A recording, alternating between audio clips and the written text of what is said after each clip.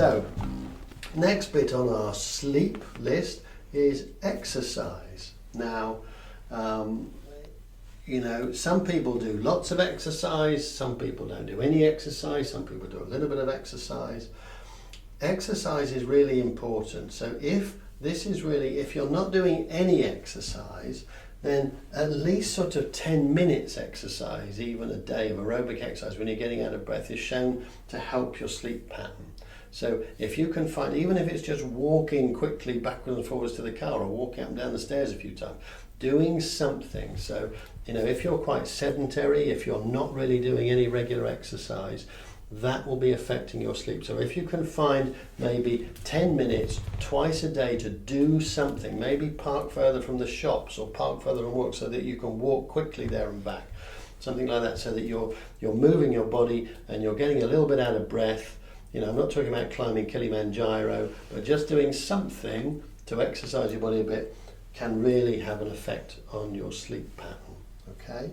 The next thing on our list of sleep is eating. Now, this ought to be obvious, but sometimes it isn't.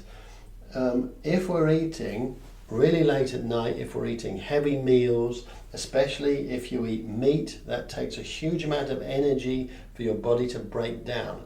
And of course, you forget about your food once you've eaten it and swallowed it. But your body then has to take over and deal with it all. So it's processing this. It takes a huge amount of energy to break this stuff down. And that can really affect our sleep pattern. Again, we want to avoid things like, really big meals and lots of meat before bedtime. Things like chocolate and coffee and alcohol. Again, lots of people say, oh, well, I need alcohol to help me sleep. Alcohol doesn't help you sleep. It does not improve your sleep. It might make you comatose. It might make you pass out quicker. But alcohol will really negatively affect your sleep. It's an adverse effect. Yeah, absolutely. Yeah. It has an adverse effect on your sleep. Even if you believe it's making you sleep better, it's just a belief. It really isn't. Okay, so try and avoid things for sort of 3 to 4 hours before. Avoid eating lots 3 to 4 hours before going to bed. That sounds like quite a long time, but it can really make a difference. I know people say, well, I work late and whatever, but this is about saying, okay, well, all that we can talk about is, well, this is what effect it has on your life.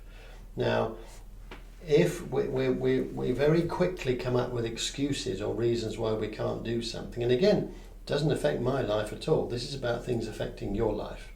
So if these things are an issue, then we need to do something about it and find a solution for it. Otherwise, things aren't going to get better. Yes? So I have rugby training, which I don't want to eat before because I then feel awful, and it finishes about 8, half 8. So by the time I get home, it's about 9 o'clock.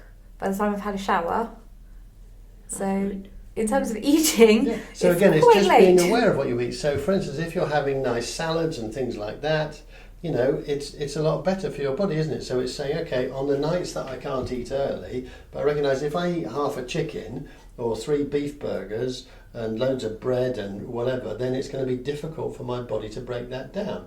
So it's just being mindful about what you eat, because we all have lives and with things that we're going on and we have to work around things.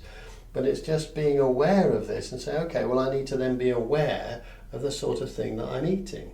What do you typically eat when you get home then? So usually I would have had more at lunch and then just have like a sandwich or something like that. In the evening, yeah. And do you sleep worse then?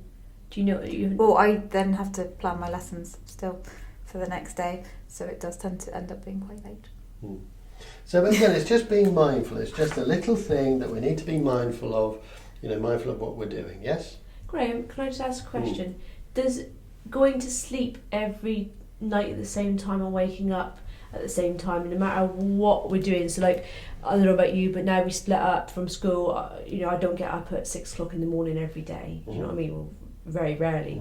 Would that make a difference if I was to regulate going to bed at 10, wake up at 6 and doing that even in the holidays? Yeah, does that make a huge difference? What research has shown is that going to bed at a regular time makes a real difference to our sleep, to the quality of our sleep. But interestingly, even more than the time we go to bed, what's more important is the time we get up.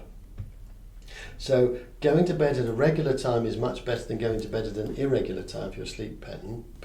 But the time that we get up in the morning is even more important to the quality of your sleep pattern. So if that's really irregular, the getting up part is actually not as good as that's kind of more unhelpful for your sleep pattern. So trying to have a regular sleep pattern and maintaining that.